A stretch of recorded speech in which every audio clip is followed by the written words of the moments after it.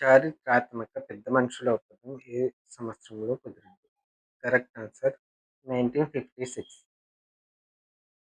ఆంధ్రప్రదేశ్ ఏర్పాటుకు ముందు తెలంగాణ ప్రాంత హక్కులను రక్షించడానికి 1956 ఫిబ్రవరి 20న పెద్ద మనుషుల ఒప్పందం సంతకం చేయబడింది. Next question. 1952 ఎన్నికల తర్వాత హైదరాబాద్ రాష్ట్ర మొదటి ముఖ్యమంత్రి ఎవరు?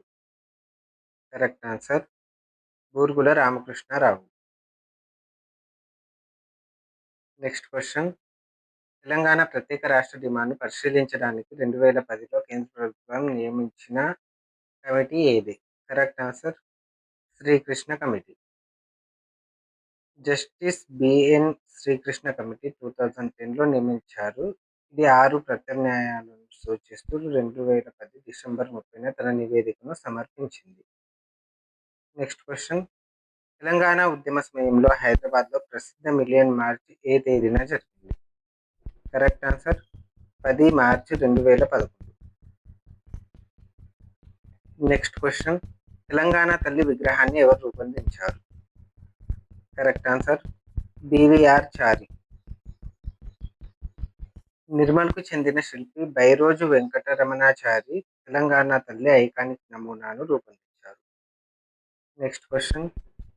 చారిత్రాత్మక 6 సూత్రాల పథకం ఏ సంవత్సరంలో ప్రవేశపెట్టబడింది?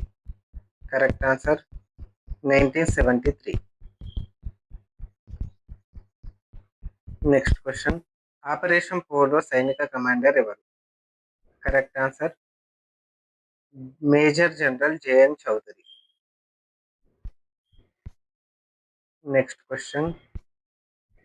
హైదరాబాద్లోని శాసనసభ ఎదురుగా ఉన్న అమరవీరుల స్తూపాన్ని ఎవరు చెక్కారు?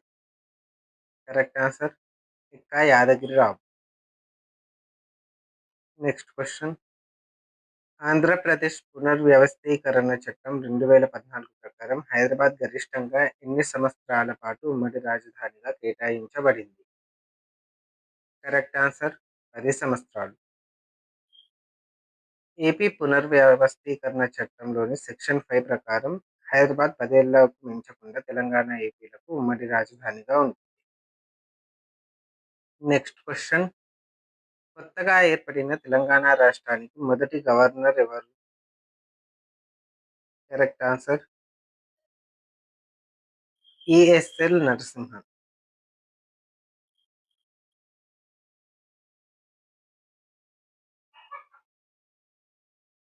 Next question.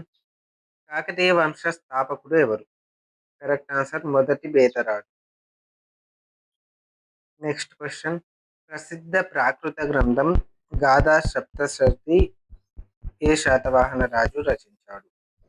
Correct answer హలుడు. Satavahana వంశంలో 17వ రాజు అయిన హలుడు ప్రాకృత భాషలో 700 శృంగార పద్యాల సంకలనమైన గాథా సప్తశతిని రచించాడు. Next question. ప్లేగు వ్యాధి నిర్మూలనకు గుర్తుగా హైదరాబాద్లో చారిత్రాత్మక చార్మినార్ను ఎవరు నిర్మించారు? కరెక్ట్ ఆన్సర్ మహమ్మద్ కూలీ కుతుబ్ షా. కుతుబ్ షాహీ వంశంలో 5వ పాలకుడైన మహమ్మద్ కూలీ కుతుబ్ షా 1591లో చార్మినార్ను నిర్మించారు. Next question. బ్రిటిష్ వారితో సైన్య సహకార పద్ధతిపై సంతకం చేసిన మొదటి ఆసఫ్ జాహీ పాలకుడు ఎవరు? Correct answer Nizam Ali Khan. Next question. హన్మకొండలోని 1000 స్తంభాల గుడిని ఏ రాజు కాలంలో నిర్మించారు? కరెక్ట్ ఆన్సర్ రుద్రదేవుడు. క్రీస్తు శకం 1163లో రుద్రదేవునిచే నిర్మించబడిన ఈ ఆలయం శివుడు, విష్ణువు, సూర్యునికి అంకితం చేయబడిన కాకతీయ శిల్పకళా అద్భుతం. Next question. తెలంగాణలోని ఏ యునెస్కో ప్రపంచ వారసత్వ ప్రదేశానికి దాని ప్రధాన శిల్పి పేరు పెట్టారు? Correct answer Ramappa temple. పాలంపేటలోని రుద్రేశ్వర ఆలయం 2021లో యునెస్కో ప్రపంచ వారసత్వ ప్రదేశంగా గుర్తించబడింది. దీని శిల్పి రామప్ప పేరు పెట్టారు. Next question. శాతవాహన రాజవంశం యొక్క అధికారిక భాష ఏది? కరెక్ట్ ఆన్సర్ ప్రాకృతం. Next question. హైదరాబాద్ సంస్థానాన్ని పాలించిన చివరి నిజాం రాజు ఎవరు? Correct answer Mir Osman Ali Khan. మీర్ ఉస్మాన్ అలీ ఖాన్ 7వ అసఫ్ జా చివరి నిజాం. ఈయన 1911 నుంచి 1948లో హైదరాబాద్ భారతదేశంలో విలీనమయ్యే వరకు పాలించారు. Next question. నిజాం పాలనకు వ్యతిరేకంగా కుమరం భీం నాయకత్వంలో జరిగిన ప్రసిద్ధ గిరిజన తిరుగుబాటు ఏ ప్రాంతంలో జరిగింది? Correct answer Jodeghat, Asifabad district. Kumaram Bheem జల్ జంగల్ జమీన్ కోసం పోరాడి 1914లో జోడేఘట్ వద్ద నిజాం సైన్యంతో జరిగిన పోరాటంలో వీరమరణం పొందారు. Next question. చారిత్రాత్మక ఆంధ్రుల సాంఘిక చరిత్ర గ్రంథ రచయిత ఎవరు? Correct answer Suravaram Pratapreddy. సురవరం ప్రతాప్ రెడ్డి ఈ సామాజిక చరిత్ర గ్రంథాన్ని రచించారు. దీనికి 1955లో తెలుగులో మొదటి కేంద్ర సాహిత్య అకాడమీ అవార్డు లభించింది. Next question. తెలంగాణ రాష్ట్రంలో ఎత్తైన శిఖరం ఏది? Correct answer డోలిగుట్ట. ములుగు జిల్లాలోని తెలంగాణ ఛత్తీస్గఢ్ సరిహద్దులో ఉన్న డోలిగుట్ట 965 మీటర్ల ఎత్తుతో రాష్ట్రంలోనే ఎత్తైన శిఖరంగా ఉంది. Next question. గోదావరి నది తెలంగాణలోకి ఏ నిర్దిష్ట ప్రాంతంలో ప్రవేశిస్తుంది? Correct answer Kandakurthi.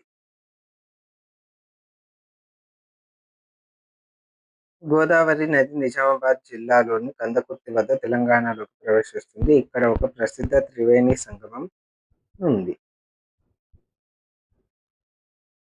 Next question. ప్రస్తుతం తెలంగాణ రాష్ట్రంలో ఎన్ని పరిపాలనా జిల్లాలు ఉన్నాయి? Correct answer 33. Next question. Kaleshwaram ఎత్తిపోతల పథకం ఏ నదిపై నిర్మించబడింది? Correct answer Godavari. Kaleshwaram project Bhupalpally జిల్లాలోని గోదావరి నదిపై నిర్మించిన బహుళార్ధ సాధక ఎత్తిపోతల పథకం. Next question. భౌగోళిక ప్రాంతంలో ఏ రకమైన నేలలు అత్యధికంగా ఉన్నాయి? కరెక్ట్ ఆన్సర్ ఎర్ర ఇసుక నేలలు. Next question. తెలంగాణ అధికారిక రాష్ట్ర పక్షి ఏది? కరెక్ట్ ఆన్సర్ పాలపిట్ట. Next question. తెలంగాణలోని పోచంపల్లి గ్రామం ఏ సాంప్రదాయ చేనేత వస్త్రానికి ప్రపంచవ్యాప్తంగా ప్రసిద్ధి చెందింది? Correct answer ikat Pochampally. Next question. Telangana ప్రభుత్వం అమలు చేస్తున్న టిఎస్ ఐపాస్ విధానం యొక్క ప్రధాన లక్ష్యం ఏమిటి? కరెక్ట్ ఆన్సర్ పరిశ్రమలకు సింగిల్ విండో అనుమతులు. Next question. హైదరాబాద్ గుండా ప్రవహించే మూసీ నది ఏ కొండల్లో జన్మించింది? కరెక్ట్ ఆన్సర్ అనంతగిరి కొండలు. తెలంగాణలోని ఏ జిల్లాలో అత్యల్ప అటవీ విస్తీర్ణం ఉంది? Correct answer Hyderabad. Next question.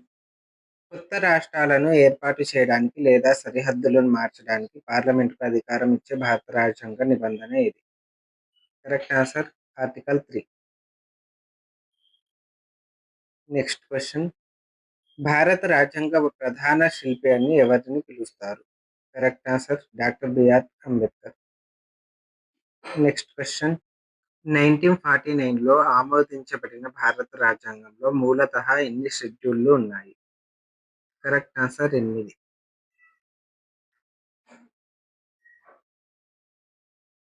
విద్యా హక్కు ఏ సవరణ చట్టం ద్వారా రాజ్యాంగంలో చేర్చబడింది? కరెక్ట్ ఆన్సర్ 86వ సవరణ చట్టం. 86వ రాజ్యాంగ సవరణ చట్టం 2002 ద్వారా 6-14 సంవత్సరాల పిల్లలకు ఉచిత మరియు నిర్బంధ విద్యను ప్రాథమిక హక్కుగా మార్చారు. ఓహ్! ప్రాదేశిక సూత్రాలు అనే భావనను ఏ దేశ రాజ్యాంగం నుంచి గ్రహించారు? Correct answer Ireland. Next question. భారత రాష్ట్రపతి పదవికి పోటీ చేయడానికి కావలసిన కనీస వయస్సు ఎంత? కరెక్ట్ ఆన్సర్ 35 సంవత్సరాలు. నిబంధన 58 ప్రకారం రాష్ట్రపతి పదవికి అర్హత సాధించడానికి అభ్యర్థి భారతీయ పౌరుడై ఉండి 35 సంవత్సరాల వయసు పూర్తి చేసి ఉండాలి. Next question. ఏ రాజ్యాంగ సవరణను మినీ రాజ్యాంగం అని పిలుస్తారు? కరెక్ట్ ఆన్సర్ 42వ రాజ్యాంగ సవరణ. Next question. రాజ్యసభ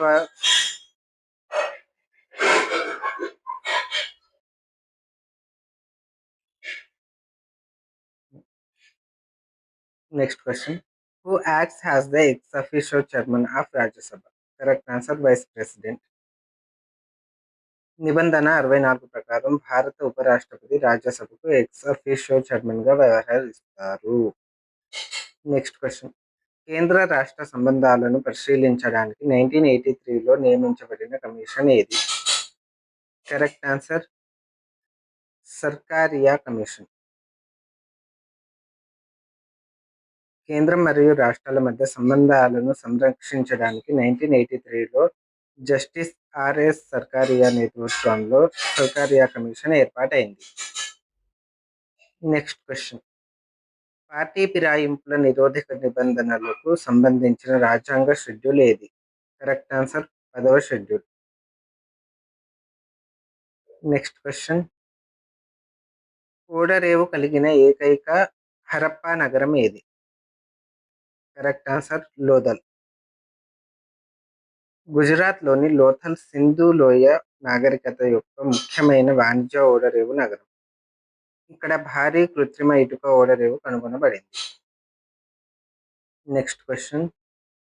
గౌతమ బుద్ధుడు తన మొదటి బోధనను ఎక్కడ అందించాడు? Correct answer Sarnath. Next question. భారతదేశంలో బ్రిటిష్ పాలనకు పునాది వేసిన ప్లాసీ యుద్ధం ఏ సంవత్సరంలో జరిగింది?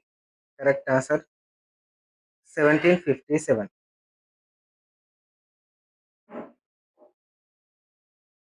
Next question. స్వాతంత్ర భారతదేశం యొక్క మొదటి గవర్నర్ జనరల్ ఎవరు? Correct answer C Rajagopalachari.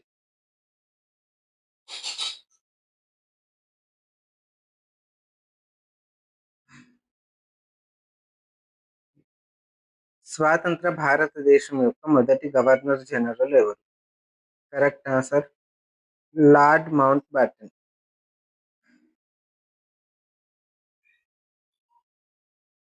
Lord Mountbatten స్వాతంత్ర భారతదేశం మొదటి గవర్నర్ జనరల్గా పనిచేశారు. సి రాజగోపాలాచారి మొదటి భారతీయ governor general.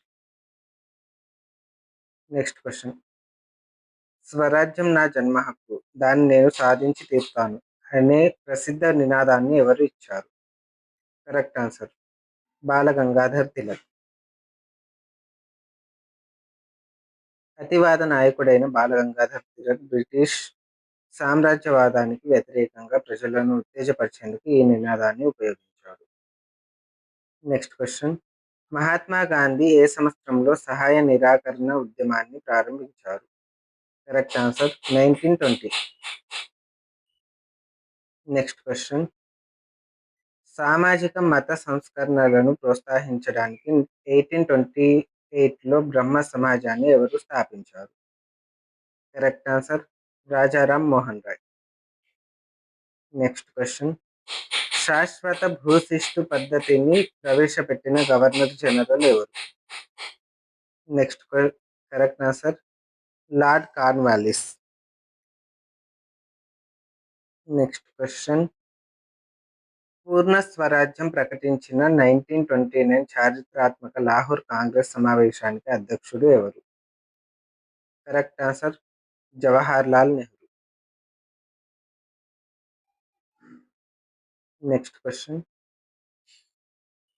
Lord Curzon Bengal విభజనను ప్రకటించిన వెంటనే ప్రారంభమైన ప్రసిద్ధ ఉద్యమం ఏది? కరెక్ట్ ఆన్సర్ స్వదేశీ మూవ్‌మెంట్.